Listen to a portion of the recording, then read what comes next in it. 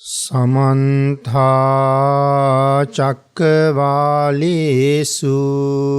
अत्रा गच्छन्तु देवता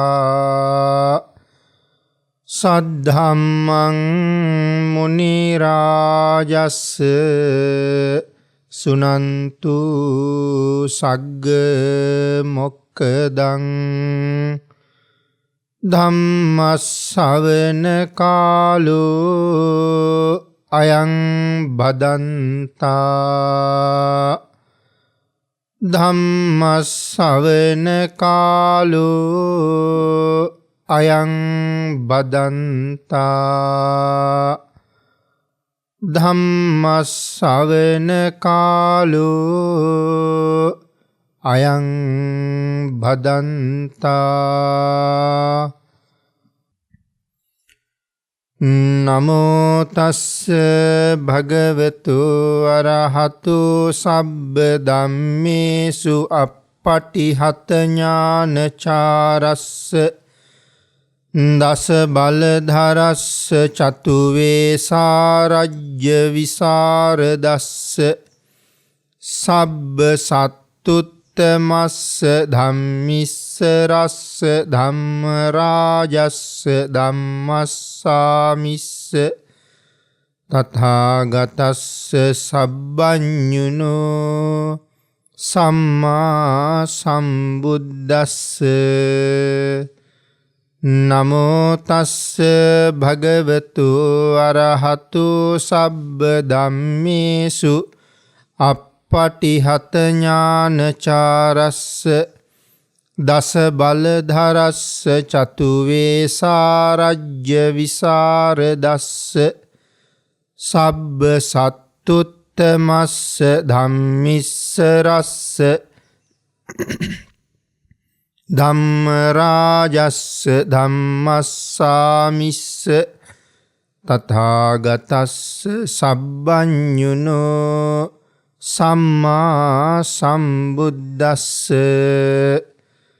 නමෝ තස්ස භගවතු අරහතු සබ්බ ධම්මේසු අප්පටිහත ඥානචාරස්ස දස බලධරස්ස චතු වේසාරජ්‍ය විසරදස්ස සබ්බ සත්තුත්තමස්ස ධම්මිස්ස රස්ස ධම්ම රාජස්ස ධම්මස්සාමිස්ස තථාගතස්ස සබ්බඤුනෝ සම්මා සම්බුද්දස්ස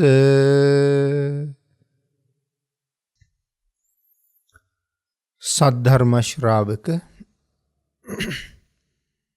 අද ධර්ම දේශනාවේ ප්‍රධාන දායකත්වයේ දරන කාරුණික ගුණගරුක බෞද්ධ පින්නතුන් ඇතුළුව ධර්ම ශ්‍රවණයට සූදානම් වෙන ලක්වැසි ලෝවැසි සදහැවත් පින්නතුනි සියලු දෙනාම බොහෝම ශ්‍රද්ධාවෙන් සූදානම් වෙන්නේ තිලෝගුරු සම්මා සම්බුදුරජාණන් වහන්සේ ලෝක සත්වයන් පිළිබඳව අසීමිත දයාවෙන් කරුණාවෙන් මෛත්‍රියෙන් යුක්තව අවබෝධ කරගෙන දේශනා කොට වදාළ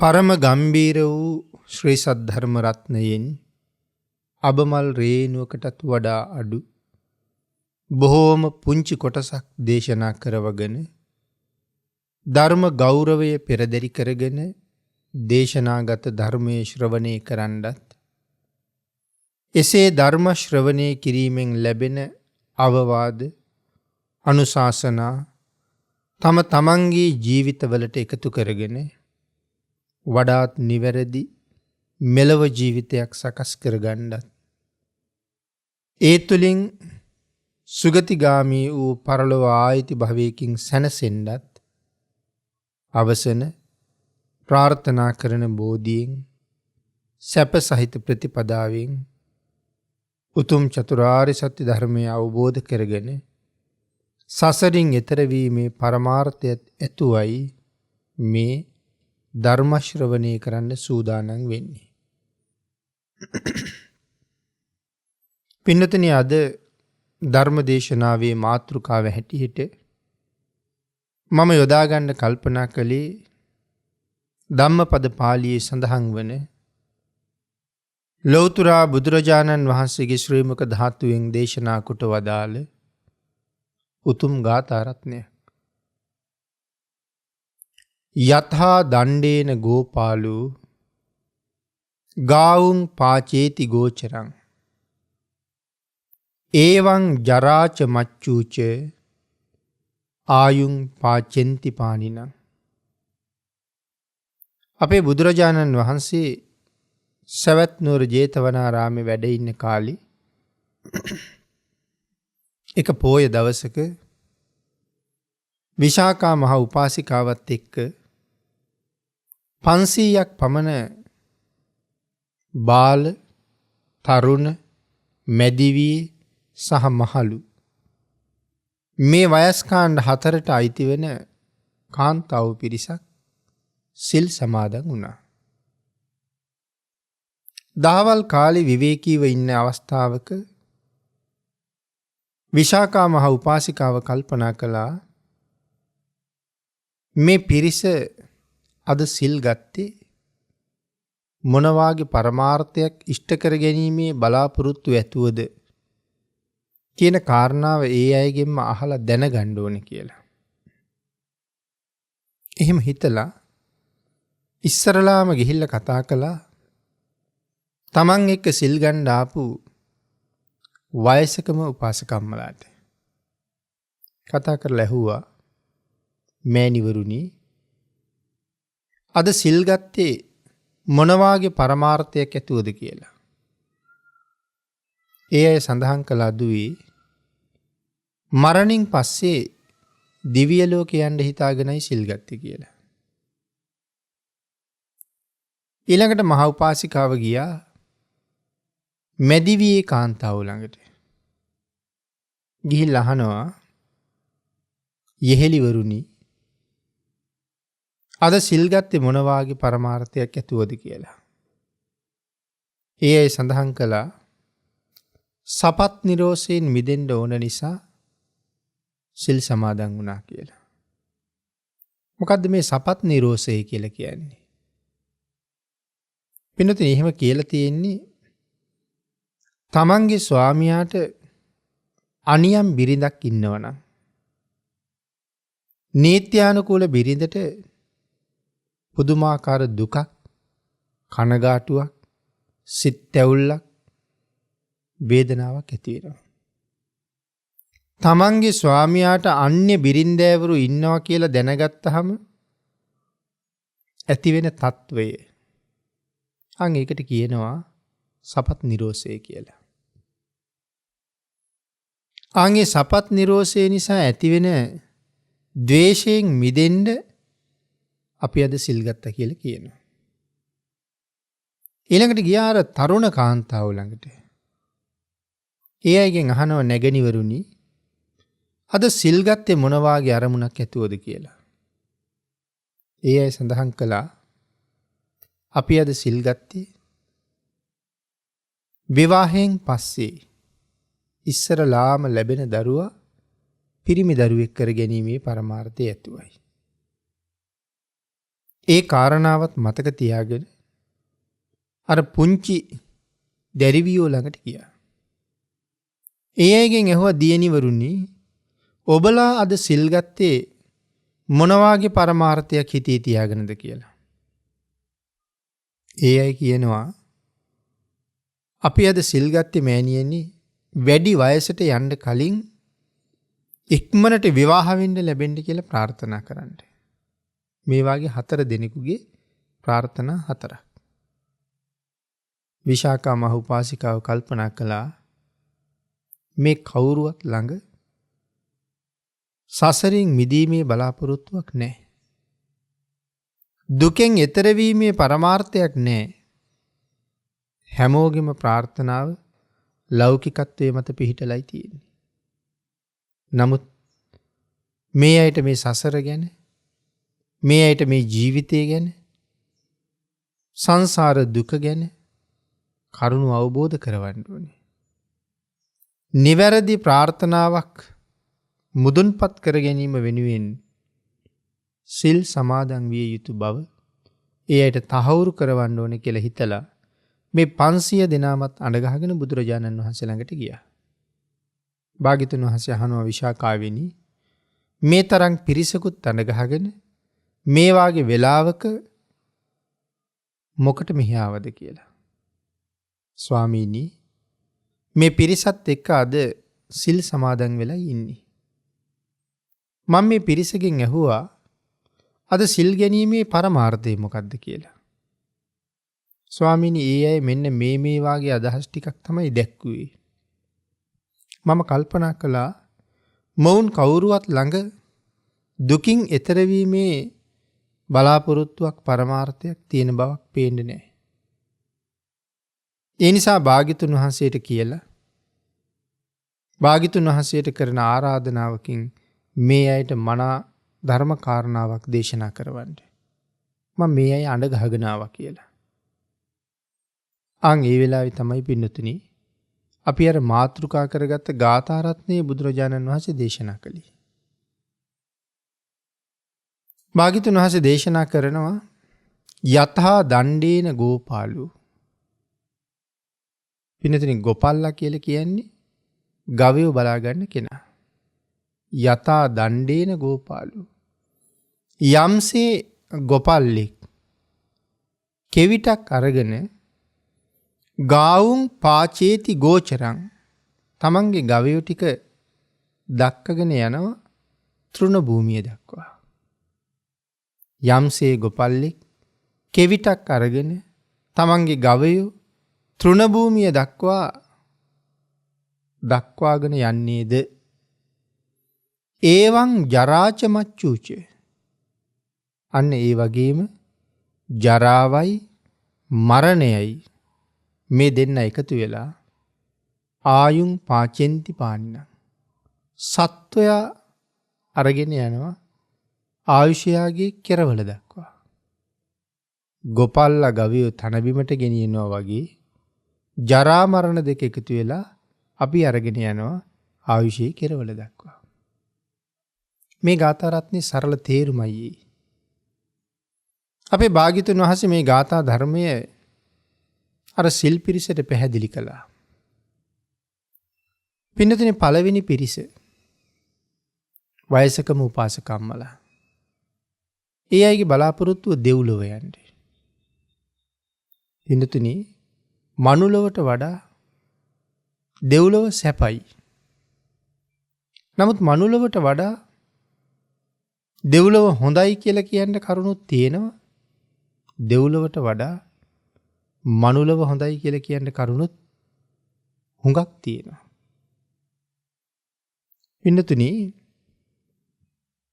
දිව්‍ය ලෝකේ ගියා කියලා සසර ජීවිතේ ඉවර නෑ. මේ භයානක දීර්ඝ සංසාරේ ඒ තවත් එක නවාතැන් පොලක් විතරයි.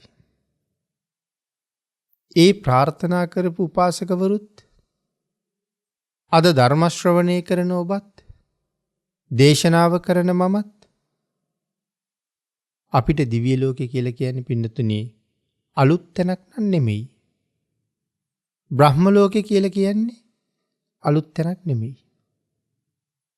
අපි ඕන තරම් අද සිහිනමවන බබලව ඉඳලා තියෙනවා. ඉහේ කෙස් ගානට ඇඟේ ලෝමගස් ගානට බඹලොව ඉන්න ඇති. කල්ප ගණන් ආවිෂය. අති දීර්ඝ කාලයක් බඹලොව සැප විඳලා සසර කරගත්ත පින බඹලොව ඉන්න තරම් ප්‍රමාණවත් මදි නිසා අපි බඹලොවින් චුත වෙලා දිව්‍ය ලෝකවල ඇවිල්ලා ඉපදුනා. අවුරුදු කෝටි ගණන් දිව්‍ය ලෝකවල සැප. වැඩිම ආයුෂ තියෙන දිව්‍ය ලෝකයේ ආයු ප්‍රමාණය මනුස්ස වර්ෂයෙන් අවුරුදු 230 කෝටි 40 ලක්ෂයයි. අඩුම ආයුෂ තියෙන දිව්‍ය ලෝකයේ ආයු ප්‍රමාණය මනුස්ස වර්ෂයෙන් අවුරුදු ලක්ෂ 90යි. ලක්ෂ 90ත් 230 කෝටි 40 ලක්ෂයක් තරම් ඔය අතර දිව්‍ය ලෝකවල අවශ්‍ය තියෙනවා. ඔය දිව්‍ය ලෝකවල අපි ඕන තරම් දිව්‍ය සැප විඳලා තියෙනවා.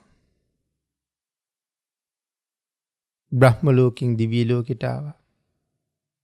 ඉහළම දිව්‍ය ලෝකෙ ඉපදිලා සමහර වෙලාවට එහෙ ඉන්න පින මදි වෙච්ච නිසා ඊළඟ දිව්‍ය ලෝකෙට එහෙම ඇවිල්ලා අන්තිමට ආයුෂ අඩුම දිව්‍ය තලයට එනකන් ඇවිල්ලා.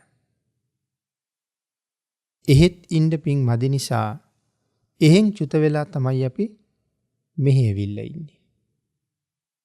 හරියට නිකන් ඉනිමගකින් බැහැගෙන ආවා වගේ. දැන් මෙතන නතර වෙලා. හැබැයි තාම ඉනිමග ඉවර නෑ. බහිනවා නම් තවත් ඉනිමගේ පඩි 4ක් පොළු 4ක් තියෙනවා. මෙහෙන් චුත වෙලා යන්නේ කොහටද? එක්ක නිරේට යන්න පුළුවන්. නැත්තම් තිරිසන් ලෝකේ යන්න පුළුවන්. එහෙම නැත්තම් പ്രേත ලෝකෙට යන්න පුළුවන්. එහෙම නැත්තම් අසුර ලෝකෙට යන්න පුළුවන්. නමුත් පින්නතේ ඉහළ ඉඳලා පහළට බැහැගෙන ඇවිල්ලා මෙතන නතර වෙච්ච අපි කවුරුවත් අර පල්ලහැ පඩි 4 බහින්න නම් කැමති නෑ. හැබැයි අපි අකමැති වුණත් අපිට එහෙ යන්න වෙනවා. එහෙ යන්න අකමැති නම් එහෙ යන්න වෙන හේතු ටික නවත්ත ගන්න වෙනවා.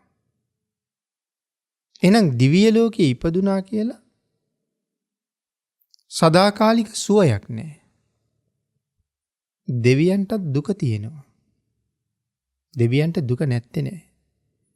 අපේ භාග්‍යතුන් වහන්සේ දේශනා කරන එක සූත්‍රයක පැහැදිලි කරනවා පංච පුබ්බ නිමිත්ත කියන සූත්‍රය. දෙවියන්ගේ ආයුෂ ඉවර වෙනකොට දැන් දිව්‍ය ලෝකෙන් යන්න ළඟයි චුත වෙන්න ළඟයි කියලා නිමිති 5ක් පහළ වෙනවා.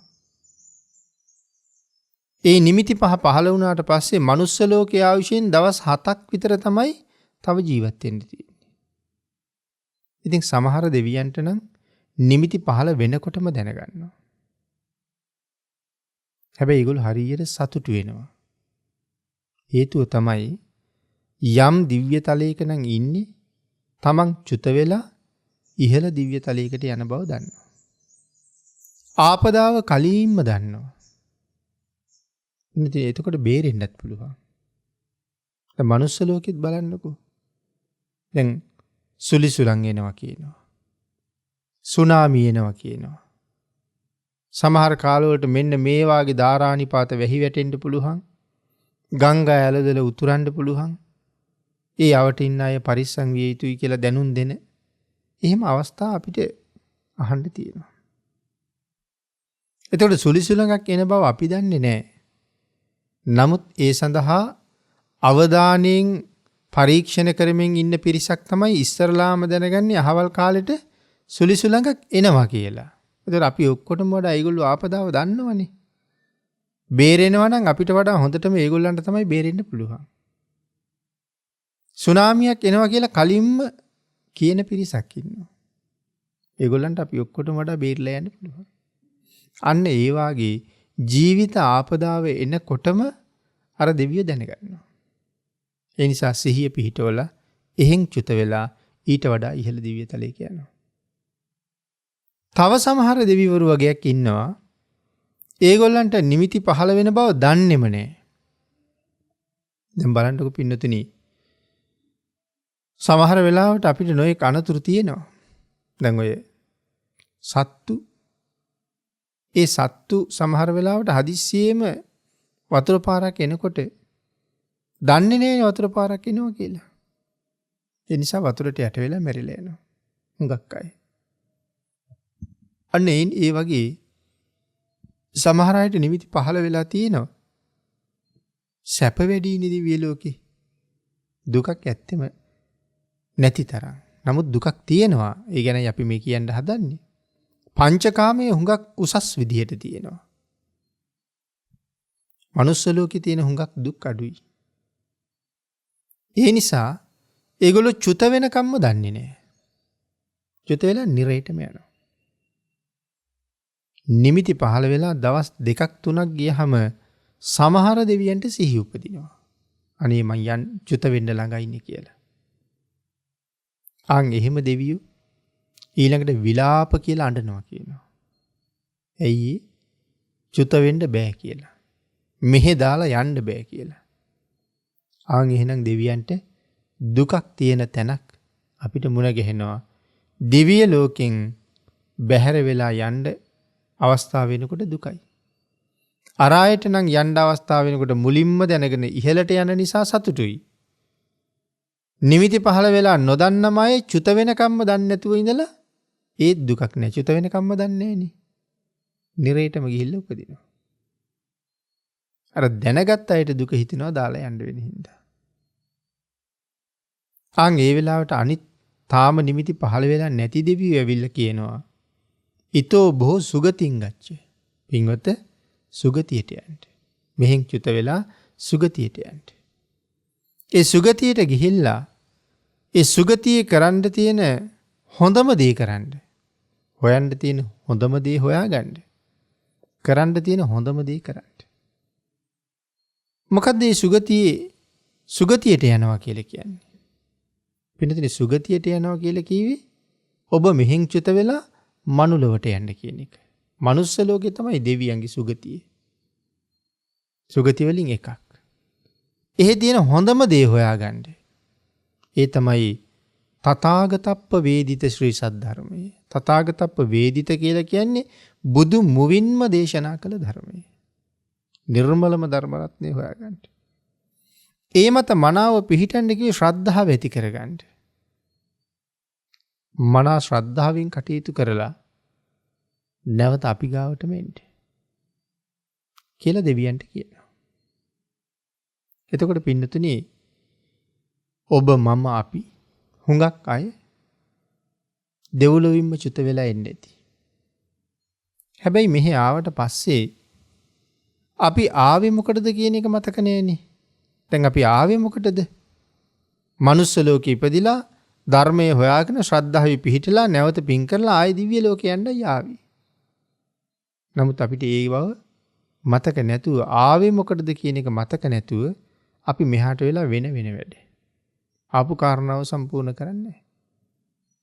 අන්තිමට දන්නේම නැතුව මැරිලා ඉහළට නෙමෙයි පල්ලෙහාට යනවා. ආයෙත් සතර අපායේ ගිහිල්ලා අවුරුදු කෝටි ප්‍රකෝටි ගණන් දුක් විඳිනවා. තිරිසන් ලෝකේ නිමක් නැති දුක්ඛන්දරාවල් වලට උරුමකම් කියනවා. සතර අපායේ වැටුනොත් ආය සුගතියක යනවා කියන කාරණාවත් පරම දුර්ලභ කාරණාවක්. අපි භාග්‍යතුන් වහන්සේ දක්වපු එක උදාහරණයක්. මහා සාගරයට වැටිච්ච විය දඬුවක් තියෙනවා. ඒක එක සිදුරයි තියෙන්නේ. අවුරුදු 100කට සැරයක් සාගරයේ පතුලේ ඉඳලා කැස්බෑවෙක් උඩට එනවා. අවුරුදු 100කට එකපාරයි එන්නේ. පින්නතුනි මේක තේරෙන්න නම් හොඳට සාගරෙත් තේරෙන්න ඕනේ. අපි ජීවත් වෙන මේ ලෝකෙටම තියෙන්නේ එක ඉරයි එක හඳයි වගේම එක මහ මුහුදයි තියෙන්නේ. මුහුදු ගොඩක් නැහැ. එකයි තියෙන්නේ. නමුත් තැන් වල ඒ මුහුදට යොදාගත්ත නන් ටිකක් තියෙනවා. ලංකාව වටේට තියෙන මුහුදට අපි කියනවා ඉන්දියන් සාගරය කියලා. තව ටිකක් ඈතට ගියහම අපි කියනවා ඇට්ලාන්ටික් සාගරය, පැසිෆික් සාගරය. මේ ආදී එක එක නම් වලින් හඳුන්වනවා. ඒ මිසක් මුහුදු ගොඩක් නෑනේ. එක සාගරයයි තැන් වල තියෙන නන් ටිකක් තියෙන එක මහ පොළොවයි. ඒ මහ පොළොවටත් තැන් වල හදාගත්ත නන් ටිකක් තියෙනවා. කොළඹම කල්පනා කරුවොත් අපි දෙමට ගොඩ කියනවා, කෝට්ටි කියනවා, කඩවත කියනවා, කිරිබත් ගොඩ කියනවා. මේ ඔක්කොම එක මහ පොළොව අපේ පහසුවට හදාගත්ත නන් ටිකක් තියෙනවා. මහ මුහුදත් එහෙමයි. ඈත කෙළවරේ ඇන්ටාර්ක්ටිකාව දිහා තියෙන්නේත් මේ මහ මුහුදම තමයි. ඉතින් හිතන්න එතකොට මේ සා දැවන්ත සාගරයට එකම එක උණගහයි තියෙන්නේ.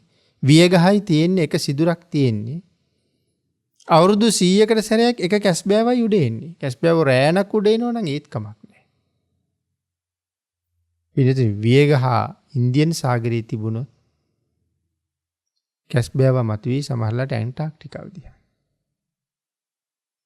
ඒ මතුවෙලා යට ගියාම ආයෙත් ඉන්නේ අවුරුදු 100කට සැරයක්. එතකොටත් වෙන කොහෙන් හරි මතුවුණු. භාග්‍යතුන් වහන්සේ මේ කාරණාව භික්ෂුන් වහන්සේලාගෙන් අහනවා. මහණෙනි ඒක වෙන්න පුළුවන්ද කියලා. නමුත් පින්නතුනි වෙන්නේ නෑම කියලා කියන්න බෑනේ. මේ ලෝකේ අහඹු දේවල් ඕන තරම් තියෙනවා. ඊ타ත්ම අහඹු සිදුවීමක් හැටියට හරියට දෙන්න මුණ ගැහෙන්නත් පුළුවන්. වියගහයි කැස්බෑවයි.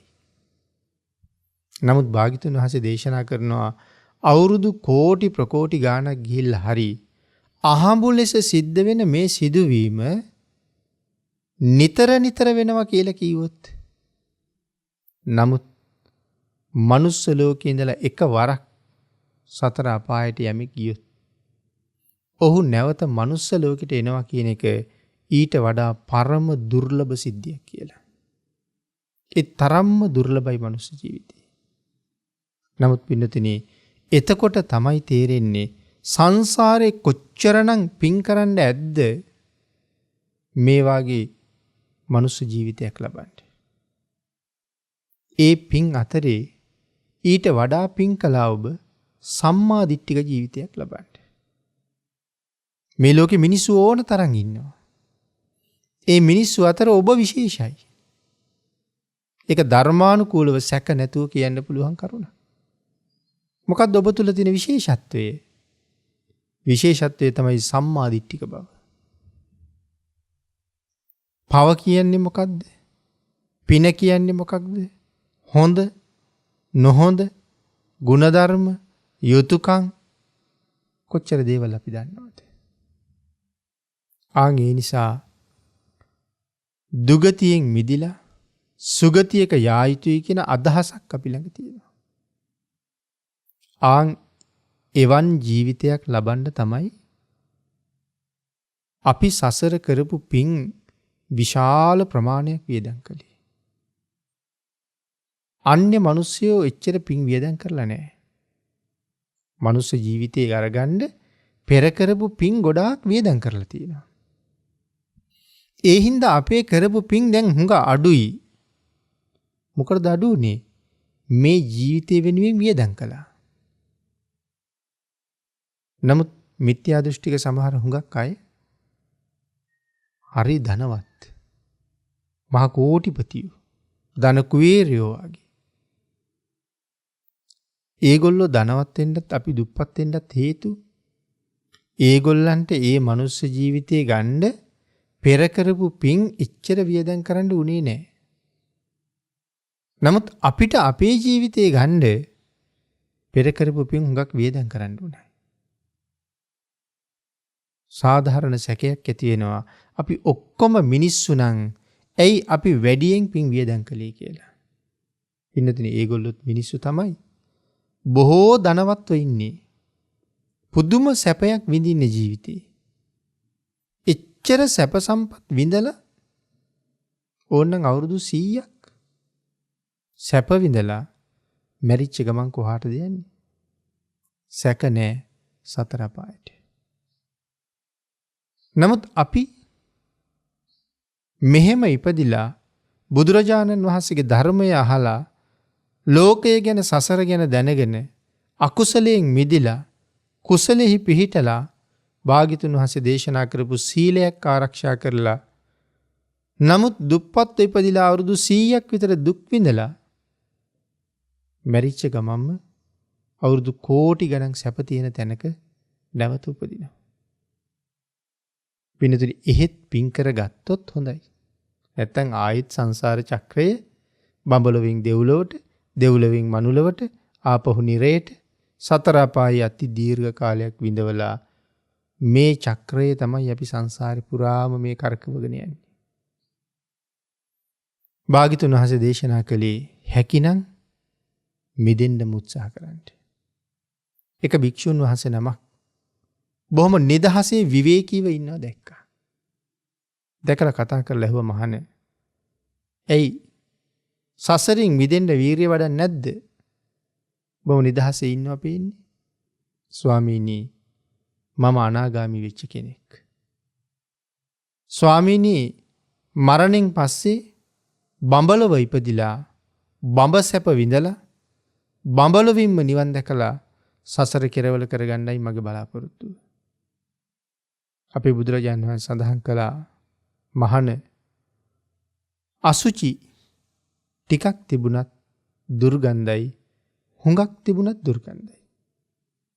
ඔබ බඹලව ඉපදෙනවා කියලා කීවට ඒකත් නැවත සසර ඉපදීමක්. මම නම් අවවාද කරන්නේ, මම අනුශාසනා කරන්නේ එක මොහොතක්වත් මේ භවයේ ඉන්න කියලා. මම මේ භවය වර්ණනා කරන්නෙම නෑ මහණෙනි. මේ සසර ඒ තරම්ම දුකයි. ඒ හින්දා අවස්ථාව ලැබුණා නම් සසරින් මිදෙන්නම වීරිය කරන්න කියලා දේශනා කළා." අපි හැමෝටමත් භාග්‍යතුන් වහන්සේගේ දේශනාව ඒකම තමයි. ලැබිලා තියෙන අවස්ථාවෙන් ප්‍රයෝජන අරගෙන හැකිනම් මෙහෙන් යන්නම උත්සාහ කරන්න ඕනේ. එතකොට තමයි අඩුම තරමේ ඔය කතා කරන සුගතියටවත් යන්න පුළුවන් වෙන්නේ. නැත්තම් කෙලින්ම සුගතියට යනවා කියලා ඉලක්ක කරගත්තට අපිට සුගතිය හම්බ වෙන එකක් නෑ. කෙනෙක් සමහර වෙලාවට විභාගයට සූදානම් වෙනවා B3ක් ගන්නවා කියලා. මට මහන්සි වෙන්න ඕනේ B3කට විතරයි. එයා B3ක් උදෙසා මහන්සි වෙනවා. අපේ පින්නතුන් හිතනවාද B3ක් ලැබෙයි කියලා? A3ක් උදෙසා මහන්සි වුණොත් B3ක්වත් ලැබෙන්න පුළුවන්. B3ක් උදෙසා මහන්සි වුණොත් සමහරලාට එකක් දෙකක් C වෙන්න පුළුවන්. මිනිස්සු ගාව තවත් වැරදි කතාවක් තියෙනවා. සමහර අය කතා කරාම කියනවා අපි නම් උත්සාහ කරන්නේ කොහොම හරි මේ ජීවිතෙන් සෝවාන්වත් වෙන්න කියලා. එහෙම කියනවා. නමුත් පින්නතුනි, මේ ජීවිතෙන් සෝවාන්වත් වෙන්න උත්සාහ කළොත් සෝවාන් බවවත් ලැබෙන්නේ නැහැ. එහෙනම් කොහොමද උත්සාහ කරන්න ඕනේ? කොහොම හරි මේ ජීවිතෙන් රහත් වෙනවමයි කියලා උත්සාහ කරන්න. එදාට ඔබට සෝවාන් වෙන්නවත් ලැබෙන්න පුළුවන්. ඒ නිසා දෙව්ලොව යන්න නෙමෙයි, නිවන් උදෙසාම පින් කරන්න ඔබට සුගතියේ උපත හරි ලැබෙන්න පුළුවන්. නිවන තුල පරම සැපයක් තියෙනවා මිසක් දෙව්ලොව ගියත් බඹලොව ගියත් පරම සැපයක් තියෙනවා කියලා භාග්‍යතුන් වහන්සේ දේශනා කළේ නැහැ. ඊළඟ පිරිස සඳහන් කළේ ද්වේෂයෙන් මිදෙන්න සිල් ගත්තා කියලා. ඇයි ඒ ද්වේෂයට මූණ දුන්නේ? ඇයි ඒ ද්වේෂය ඇති වුනේ? ආයෙත් මේ සසර නතර වෙන නිසානේ. ද්වේෂයෙන් මිදුණට විතරක් ඒ තත්ත්වෙන් මිදෙන්නේ නැහනේ අපි. එහෙනම් සසරින් මිදෙන්න උත්සාහ කරන්න ඕනේ. එදාට මෙවන් දුකක් හම්බ වෙන්නේ නැහැ. එහෙම නැත්තම් මේ ජාතිපි දුක්ඛා කියන කාරණාව පදනම් කරගෙන මේ ලෝකෙ මිනිස්සු කොච්චර දුක් විඳිනවද? ඉපදිච්ච නිසා. පියේහි විප්පයෝගෝ දුක්ඛෝ භාග්‍යතුන් වහන්සේ දේශනා කරනවා ප්‍රේයන්ගෙන් වෙන්වීම මහා දුකක් පින්නතුනි. ප්‍රේයන්ගෙන් වෙන්වීම දුක. දැන් මේ කාන්තාවන්ට තියෙන්නේ ප්‍රේ විප්පයෝග දුක. හිතලා බලන්නකෝ. ස්වාමියා අන්නේ භාර්යාව හොයාගෙන යනවා. ස්වාමියා අන්බිරින්දෑවරු ළඟට යන නිසා තමන්ට තියෙනවා ලොකු දුකක්. තමන්ගේ සැමියා වෙන කතකට අයිති වෙන නිසා. පින්නතුනි, ඒ තරම් දුක. ඒකයි මතක් කළේ ප්‍රිය විප්පයෝග දුක කියලා. ඇය තමන්ගේ ස්වාමියාට ගොඩක් කැමතියි. හැබැයි ස්වාමියා වෙන කාන්තාවකට කැමතියි. ඇය ඔහුට කැමතියි. ඔහු තව කෙනෙකුට කැමතියි. නමුත් ඔහු මගේ කියලා උපාදානයක් තියෙනවා. ඔහු මගේ වුණාට ඔහු මට කැමති නෑ. ආන් ඒ නිසා දුකක් තියෙනවා.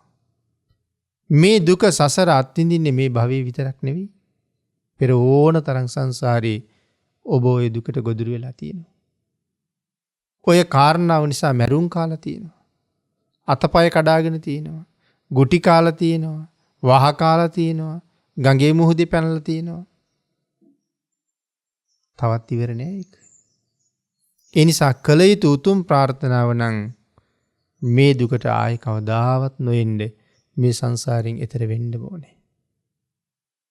තුන්වෙනි කාන්තාවන්ගේ බලාපොරොත්තුව දුකෙන් නිදහස් වීමක් නම් නෙවෙයි, නැවත නැවත දුක කැඳා ගැනීමක්. දෙවැනි කණ්ඩායමට තියෙන්නේ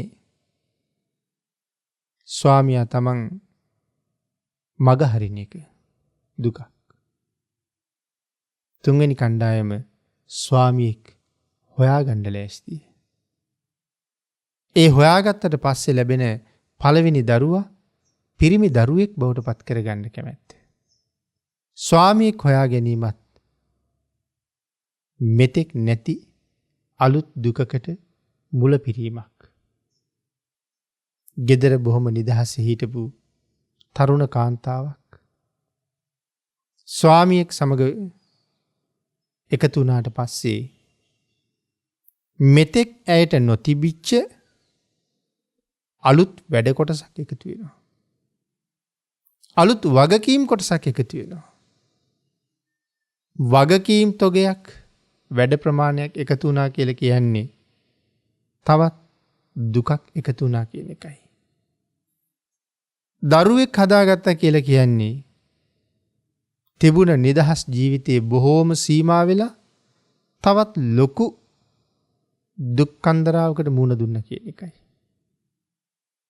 නමුත් පින්වතුනි ඔවුන්ට ඒක නොතේරෙන නිසා ඔවුන් පිනක් කරලත් දුකක් ප්‍රාර්ථනා කරනවා. හතරවෙනි කණ්ඩායමේ ස්වභාවයත් ඒකම තමයි. සසර ප්‍රඥාව මදි අය අඥාන ලෝකයා සැප යයි හිතාගෙන දුකම ප්‍රාර්ථනා කරනවා. ඥානවන්තයා දුක හඳුනගෙන වහවහා ඒ දුකෙන් මිදෙන මඟ හොයනවා. භාග්‍යවතුන් වහන්සේ දේශනා කළා ගොපල්ලා කෙවිතක් අරගෙන ගවයෝ ටික තෘණ භූමියට දක්වනවා වගේ ජරා මරණ දෙක එකතු වෙලා සත්වයා අරන් යනවා ආයුෂයගේ කෙරවල දක්වා. පින්වතුනි ජාති ජරා ව්‍යාධි මරණ. එනම් මේ ජරාවයි මරණයයි තමයි සත්වයාගේ ආයුෂ කෙරවලට ගෙනියනවා කිව්වේ. ජාතිය මේ ලෝකේ ඇති වුණා. ඊළඟට ජරාව ව්‍යාධිය මරණය. මේ ජරා මරණ ව්‍යාධියත් එක්ක අපි ආයුෂයගේ කෙරවල ගාවට අරන් යනවා. මොකද්ද මේ ජරාවට පත් වෙනවා කියලා කියන්නේ? මොහොතක් ගානේ වෙන්නේ ජරාවට පත් වෙන එක. ජීවත් වෙන්න තියෙන කාලය මොහොතක් පාසා ඔබට මට අහිමි වෙනවා. ඒ කියන්නේ අපේ ජීවිතය අහිමි වෙනවා. තත්පරයකින් විනාඩියකින් පැයකින් දවසකින් සුමානකින් මාසෙකින් අපේ ජීවිතය අහිමි වෙනවා.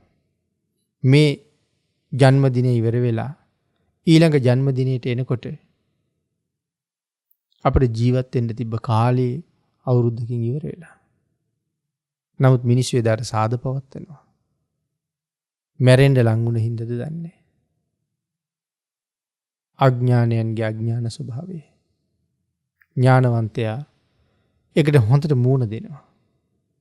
මට ජීවත් වෙන්න තිබ්බ කාලේ අවුරුද්දකින් අඩු වුණා. ඒ නිසා මං තව ටිකක් පින් කරන්න ඕනේ. ප්‍රඥාවන්තයෝ බොහොම කුසල් රැස් කරගන්නවා. අඥානියෝ කෝටි ගණන් වියදම් කර සාද පවත්වනවා. බැටහුණ දෙයක්, දැනුණ දෙයක්, අවබෝධයක් නැති බව මනාව කියාපානවා. දුෂ්ප්‍රාඥයෝ ඔවුන්ගේ එවන් ක්‍රියාවන් දිහා බලලා යථාර්ථය දන්න ප්‍රඥාවන්තයෝ සිනහ පහළ කරනවා. පින්නතුනි, ජරාව, වයසට යෑම, ධර්මයක කරුණක් මෙහෙම සඳහන් කරනවා. යම් තැනක ඇගිලි වැටිලා හැරිලා ගලාගෙන ගිහිල්ලා තියෙනවා නම් අපි දන්නවා ලොකු වතුර පාරක් ගිහිල්ලා කියලා. ගස් ඉදිරිලා අතු කැඩිලා හැම තැනම කොළ විහිරිලා තියෙනවා නම් අපි දන්නවා මහා හුළඟක් ගිහිල්ලා කියලා. ගිනි අරගෙන තනකොළ දඬු ආදී පිලිස්සලා ගිහිල්ලා තියෙනවා නම් අපි දන්නවා ගිනි පාරක් ගිහිල්ලා කියලා. පින්නතුනි, ආන් ඒ වාගේ තමයි ක්‍රමක්‍රමයෙන් අපිත් ජරාවට ගිහිල්ලා තියෙනවා. හිතලා බලන්නකෝ. ඔබ අවුරුදු 4-5 කාලේ කොහොම ඉන්නේ නැද්ද? පාසල් වී කොහොම ඉන්නේ නැද්ද? සාමාන්‍ය පෙළ ලියාපු කාලේ, උසස් පෙළ ලියාපු කාලේ, විවාහ වෙච්ච කාලේ ඔබේ අතපය ශරීරයේ හැඩහුරුකම් කොහොම තියෙන්නේ? නමුත් දැන් බලන්න. ඒ අවුරුදු 4-5 කාලේ තිබිච්ච අත නෙමේ දැන් තියෙන්නේ. සාමාන්‍ය පෙළ උසස් පෙළ වගේ විභාග කරපු කාලේ තිබිච්ච අතපය නෙමේ දැන් තියෙන්නේ. විවාහ වෙච්ච කාලේ තිබිච්ච අතපය නෙමේ දැන් තියෙන්නේ. ඊට වඩා හුඟක් වෙනස් වෙච්ච, දුර්වල වෙච්ච අතපය තියෙන්නේ. මේක තමයි ජරාව. මේක තමයි වෙනස. තව ඉස්සරහට යන්න මීට වඩා දුර්වල වෙනවා මිසක්, මීට වඩා වෙනස් වෙනවා මිසක්, මීට වඩා පුෂ්ටිමත් වෙන බවක් නැහැ. එහෙනම් මේ ජරාව නම් එන්න වැඩි වෙන්නේ ඒක නම් මේ කොහාටද ලං වෙන්නේ? මරණය පැත්තට. එහෙනම් මෙන්න මේ ශරීර වෙනසත් එක්ක දැනගන්න ඕනේ දැන් මම ටික ටික මරණයට ළඟයි. පොළොව හැරිලා ගිහිල්ලා නම් වතුර ගිහිල්ලා.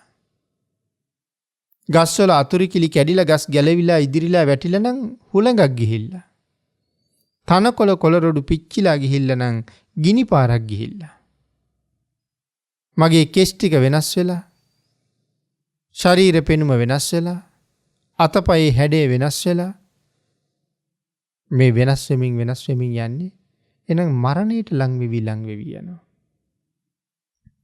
ඒක තේරුම් ගන්න භාග්‍යතුන් වහන්සේ දේශනා කළා. මරණය කියලා කියන්නේ උපන් සත්වයාට නියත වූ ධර්මතාවය. උපන්නොත් ඒකාන්තයෙන් මැරෙන බව සත්‍යයි. නමුත් මැරෙන්න කලින් කරගත යුතු බොහෝ දේවල් තියෙනවා. පළවෙනි එක තමයි මේ සංසාරයෙන් එතර යන්න අපි හොඳ අත්තිවාරමක් දාන්න ඕනේ.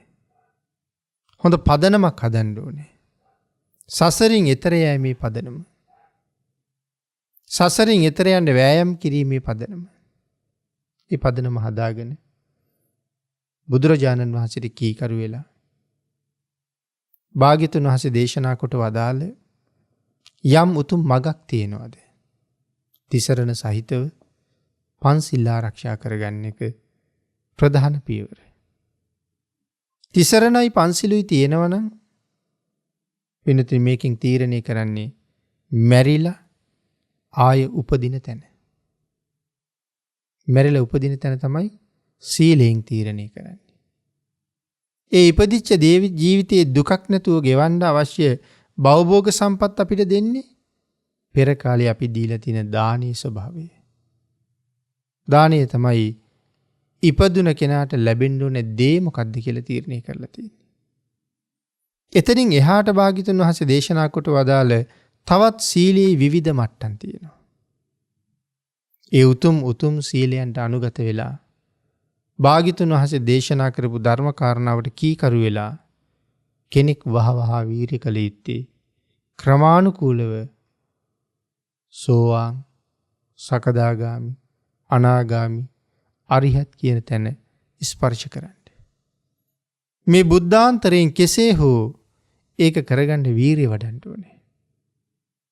එහෙම නැත්තම් අය කවද කාලයක් උදා වෙයිද? අපේ මහ බෝසතාණන් වහන්සේ පාරමිතා පුරන අවදී 5,12,028ක් සම්මා සම්බුදුවරු වුණ ගැහුණා. දේශනාව කරන මමත් බණ අහන ඔබත් මේ සංසාරේ ඔයසා බුදුරජාණන් වහන්සේලා විශාල ප්‍රමාණයක් ඇසුරු කළා. මුණ ගැහුණා. බණ ඇහුවා. ඒ තරම් බුදුරජාණන් වහන්සේලා ප්‍රමාණයක් පිරිනිවන් පෑවා. නමුත් ඔබටත් මටත් තවම මේ සසරින් එහාට යන්න බැරි වුණා. ආන්ගේ නිසා සතර අපායේ වැටිලත් අනන්ත දුක් විඳා. මනුස්ස ලෝකේ ඉපදිලත් නිමක් නැති දුක් විඳිනවා. තවත් ඒ මනුස්ස ලෝකෙම ඒ දුක විඳ විඳ ඉන්න බලාපොරොත්තු වෙනවා. අවස්ථාව ලැබිලා තියෙනවා මිදෙනවා නම් මේක හොඳ අවස්ථාවක්. ඒකෙන් ප්‍රයෝජන ගන්න උත්සාහ කරන්න ඕනේ. මරණය ඊටාම ඉක්මනින් අපි හොයාගෙන ඉනවා. කවදා මැරෙයිද? කොතන මැරෙයිද? කොහොම මැරෙයිද? කොයි වෙලාවෙ මැරෙයිද? මොන හේතුවෙන් මැරෙයිද? ඒ එකක්වත් අපි දන්නේ නැති වුණාට අනිවාර්යෙන් මැරෙන බව දන්නවා. මරණය ඊටාම ඉක්මන්. ඒ නිසා දේශනා කළා ඔය ජවනහංස ආදී ජාතක කතාවල මරණය මොන තරම් ඉක්මන්ද? ජවනහංසයා අපූර්වට මරණයේ වේගය උපමාවකින් රජ්ජුරුවන්ට සඳහන් කළා. ජවනහංස රජ්ජුරුවන්ගේ වේගය කොපමණද? ඊට වඩා 100,000 වර වේගයෙන් මරණයේ සත්වයා හොයාගෙන එනවා කියලා සඳහන් කළේ. ඒක අහපුවාම බරණස් රජ්ජුරුව කලන්තේ හැදිලා වැටුණා. එච්චර වේගෙන් මරණය අපි හොයාගෙන එනවද කියලා. වෙනතුනි රාජපුරුෂයෝ මුහුණට පැන් ඉහලා රජ්ජුරුවන්ට සිහි අරගත්තට පස්සේ රජ්ජුරුව ආයෙත් අහනවා හංස රජ්ජුරුවනි මරණයේ ඒ තරම් වේගෙන් අපි හොයාගෙන එනවා නම් මොනවද කළ යුත්තේ කියලා. මරණයෙන් මිදෙන්න හැටියක් නැහැ. නමුත් මැරෙන්න කලින් මනාව සිල් ආරක්ෂා කරගෙන දස දාන වස්තුව සම්පූර්ණ කරගෙන තිසරණෙහි පිහිටලා සිල් ආරක්ෂා කරගෙන දස දාන වස්තුව සම්පූර්ණ කරලා දන් දී ගන්න. යමෙකුට එහෙම කරන්න පුළුවන් නම් ඔහු මරණයට බය නැති කෙනෙක්. ඔහු මරණයට බය නැති කෙනෙක් කියලා කියන්නේ මැරෙන බව සත්‍යයි. නමුත් මේ උතුම් සීලය නිසා, උතුම් ප්‍රතිපදාව නිසා සුගතියක එහෙම නැත්නම් හොඳ තැනක උපදිනවා. වෙනතින හොඳ තැනක ඉපදිනවා කියලා කියවහම අපි දැනගන්න ඕන හොඳ තැනක ඉපදුනහම වහ ආපහු ඒ පරණ දුකට වැටෙන්නේ නැතුව ඊතර යන්න කටයුතු කරන්න. එහෙනම් ඔබත් මමත් මේ ඉපදලා ඉන්නෙත් හොඳ තැනක තමයි. බුද්ධාන්තරයක ශ්‍රේෂ්ඨ මනුස්ස ජීවිතය. එහෙනම් තිරිසන් වෙන්නත් පුළුවන් අනාගතේ. പ്രേත වෙන්නත් පුළුවන් අනාගතේ. නිරය ලෝකේ උපදින්නත් පුළුවන් නම් අනාගතේ. මනුස්ස ජීවිතය තුළ නමුත් නොයෙක් දුක් ගැටවලට ලක් වෙන්නත් පුළුවන් නම් ඒ සියල්ලෙන් අත මිදෙනවා නම් අත මිදෙන්න තියෙන එකම තෝතැන්නත් මේ තෝතැන්නම තමයි. මේ බුද්ධාන්තරයේම තමයි. ඒ නිසා වහ ශ්‍රේෂ්ඨ බුද්ධාන්තරයෙන් ප්‍රයෝජන අරගෙන භයානක සංසාර සාගරයෙන් එතර යන්න. මරණයෙන් නිමා වෙන මේ ජීවිතය කෙලවර කරන්න මරු වෙන දවසට හරි සතුටු සිතින් මෙලවින් සමුගන්න පුළුවන් ජීවිතයක් අපි පෝෂණය කරමු. මැරුණට කමක් නැහැ. මීට වඩා හොඳ තැනක උපදිනවා නම්. තිසරණ පන්සිල් තියෙන අය ඒක හොඳට දන්නවා මීට වඩා හොඳ තැනක උපදිනවා කියලා.